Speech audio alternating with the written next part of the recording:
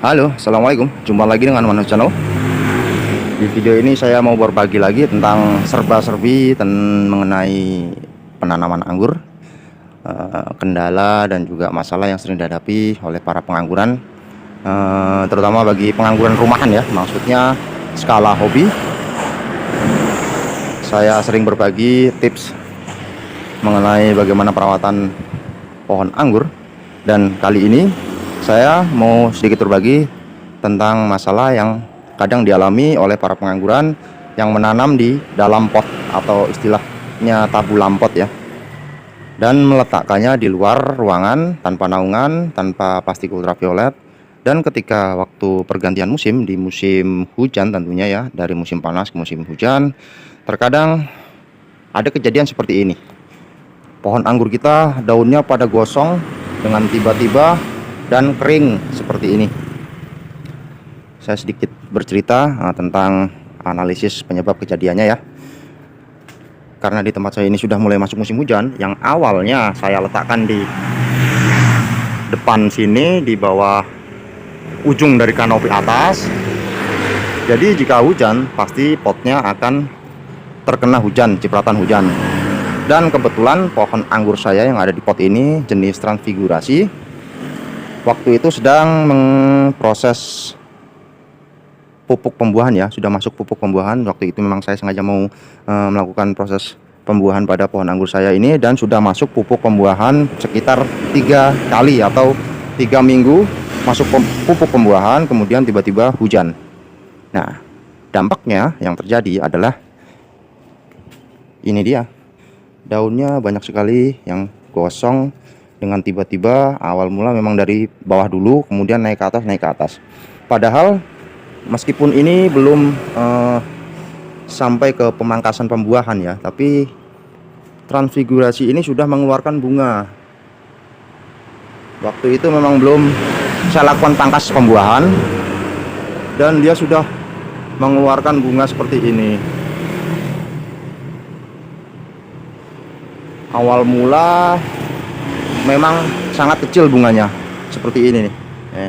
Bunganya kecil seperti ini, namun lama-kelamaan dia menjadi bunga. Bahkan sudah ada yang sudah apa namanya nih ya, sudah mekar, sudah mulai mekar bunganya, namun dia gosong.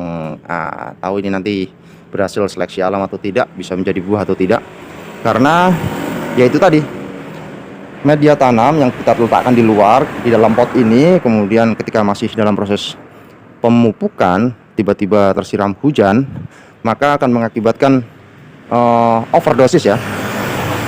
Bisa dibilang overdosis pupuk, atau bisa dibilang juga dengan istilah keracunan unsur hara. Biasanya berlebihan unsur hara nitrogen yang mengakibatkan daun pada gosong seperti ini. Ini sayang banget, padahal sudah mulai berbunga ya. Meskipun belum sampai pemangkasan pembuahan, tapi sudah mulai terubus dan mulai membawa bunga. Nah, bagi kalian yang pernah mengalami ini atau yang sedang mengalami ini, karena saat ini sedang pergantian musim dari musim panas ke musim hujan, saya sarankan jangan panik, jangan gemeter. Ada langkah-langkah yang perlu diambil untuk menyelamatkan tanaman pohon anggur kita. Bagaimana caranya? Caranya mudah saja. Biasanya ketika melakukan pemupukan, saya biasa menggunakan sistem tabur ya, atau sistem tanam. Biasanya saya tanam di dalam masih berupa butiran. Kalau pupuk kimia, berupa pupuk kimia saya letakkan di sini, kemudian saya tutup.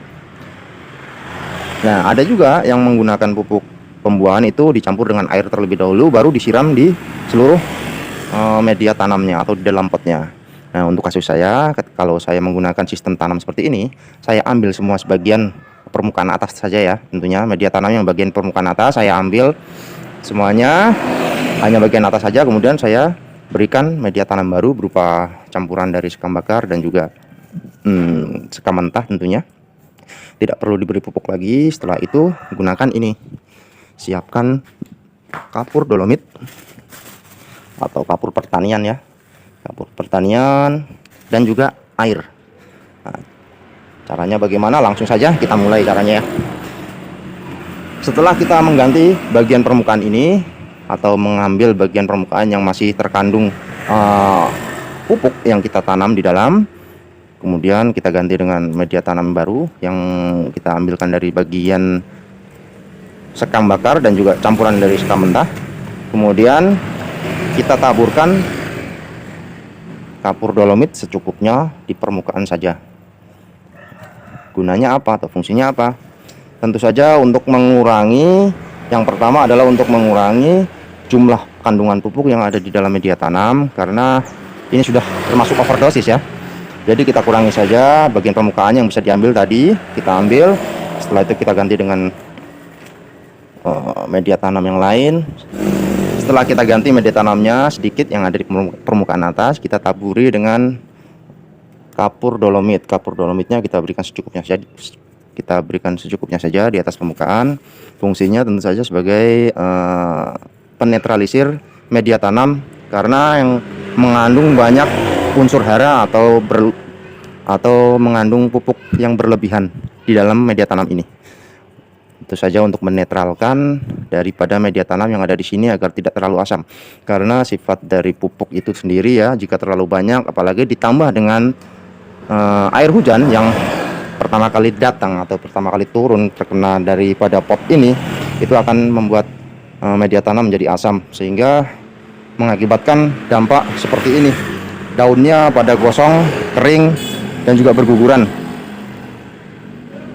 Nah, setelah ini kemudian kita siram dengan air. Saya biasa menyiramnya antara 5 liter hingga 10 liter air. Siram jenuh ya. Kita siram jenuh semuanya hingga apa istilahnya ya? Banjir. Hingga tumpah. Fungsi dari penyiraman ini juga sebagai membilas atau membersihkan, bukan membersihkan sih istilahnya, mengurangi kandungan pupuk yang ada di dalam media tanam atau metan sendiri yang ada di dalam tabung lampot ini ya, agar dia luntur ke bawah. Tentu saja irigasi atau daripada lubang-lubang yang ada di pot ini perlu diperbanyak ya sebelumnya tentunya, agar jalan keluar air bisa lancar. Ini saya satu alat penyiram ini sekitar 6 liter saya akan berikan satu kali lagi. Oke, ini saya siram lagi. Intinya setelah diberikan kapur dolomit, kemudian kita siram hingga jenuh sampai airnya tumpe-tumpe sampai banjir seperti ini. Nih di bawah sudah banjir ya. Jangan lupa untuk memberikan bantalan bawah berupa batu bata atau apapun. Fungsinya juga sebagai agar air menetes atau air mengalir ke bawah, turun ke bawah dengan lancar. Seperti ini. Oke. Nah, setelah ini kita diamkan antara 1 minggu, tidak perlu kita siram. Biarkan saja, nanti daun yang sudah terlanjur gosong seperti ini memang tidak bisa kita selamatkan lagi. Jadi ya tentu saja kita perlu melakukan pruning. Karena kebetulan saya sudah 3 kali memberikan pupuk pembuahan, jadi nanti mungkin saya akan sekalian saja melakukan pruning pembuahan. Namun untuk saat ini biarkan saja terlebih dahulu. Setelah 1 minggu kita stres air. Setelah itu baru saya melakukan pruning pembuahan. Tentu saja ya dipilih ya. Untuk program pembuahannya nanti saya cari di martabat mana yang bagus, atau saya pertahankan juga ini pohon bunganya yang sudah terlanjur keluar karena sudah lumayan banyak ini.